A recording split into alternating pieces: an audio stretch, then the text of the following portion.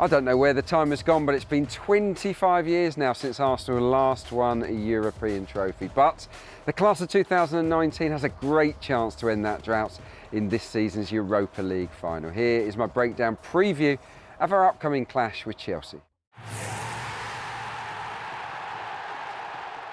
There won't be any surprises from Chelsea, who always go with a 4-3-3 under Maurizio Sarri, but which shape will the tactically flexible Unai Emery opt for in Baku, I wonder? Well, Arsenal have won their last 5 knockout matches, performing superbly against Rennes, Napoli and Valencia, and they did so by starting each of those ties in a 3-4-1-2 formation. It's a nicely balanced system that the players seem comfortable with. It provides good width, added security in defence and of course a 2-pronged strike force that opposition sides fear. I'd say it's likely that Emery will stick with it for the final, even though he went with a back 4 in the 2 Premier League fixtures against Chelsea.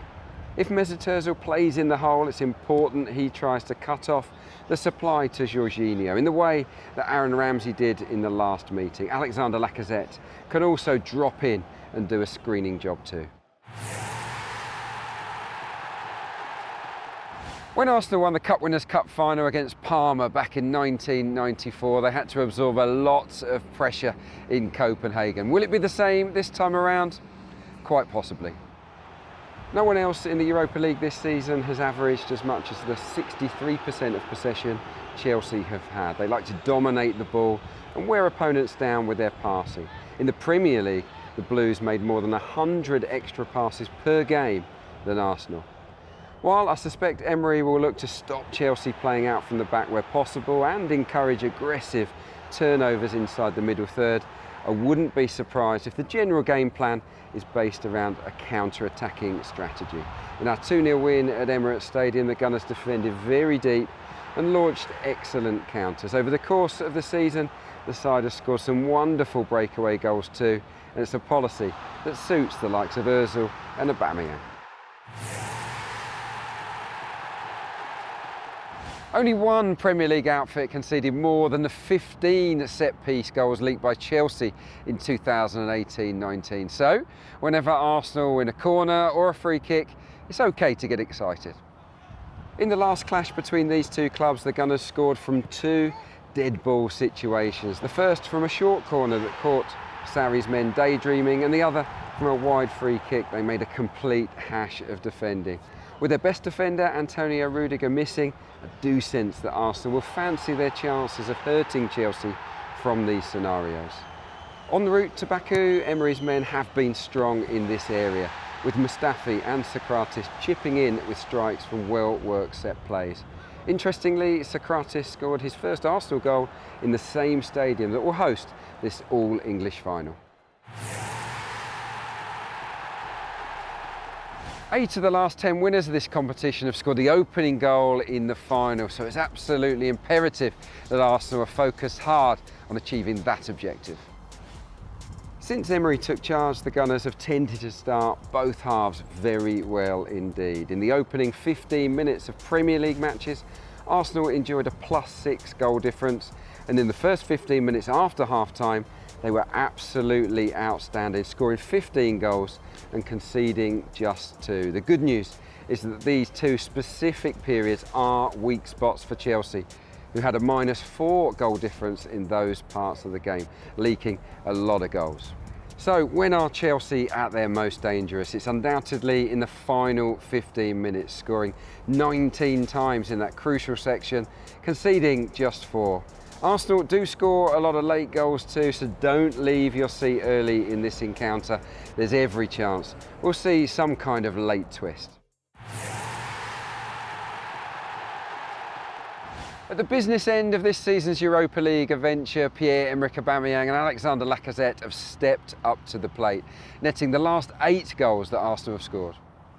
For obvious reasons, the 2 front men will be integral to our prospects of success in Baku. Overall, they've contributed 13 goals between them in Europe this term, and last time out in Valencia they were both incredibly sharp and hungry to deliver match-winning performances. With the carrot of Champions League football dangling in front of them, I expect another totally committed display. Against Chelsea, the head coach will expect them to set the tone with their aggression and industry. And once chances fall their way, we'll all be hoping their fine form continues in this, the biggest match of all. If Aubameyang and Lacazette play well, the Gunners have a wonderful chance of lifting the trophy. It goes without saying that Eden Hazard is the biggest individual threat to Arsenal's chances of success. So, how do we stop him being the star of the show? In recent times, Arsenal have been nice and aggressive with Hazard, getting tight to him as often as possible. This has had the effect of forcing the Belgian deeper in search of the ball, which is less of a problem for Emery's men. In 17 appearances against the Gunners, Hazard has scored 5 goals, but just 2 of them have come from open play. That record is better than most and should give Arsenal confidence he can be tamed. The quality of Hazard's dribbling speaks for itself, but it's the off-the-ball runs he makes beyond defenders that are my biggest concern. Arsenal's rearguard must not leave holes for him to burst into. It's vital the goalkeeper and defenders shrink that space. There'll be great battlegrounds all over the pitch in Baku, but for me, the duel between close friends Laurent Koscielny and Olivier Giroud will be the most interesting.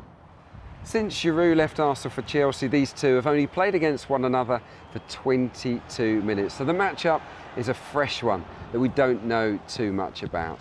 Giroud has started all 8 knockout ties in this competition and is the joint leading Europa League scorer with 10, so it will be a surprise if he isn't picked.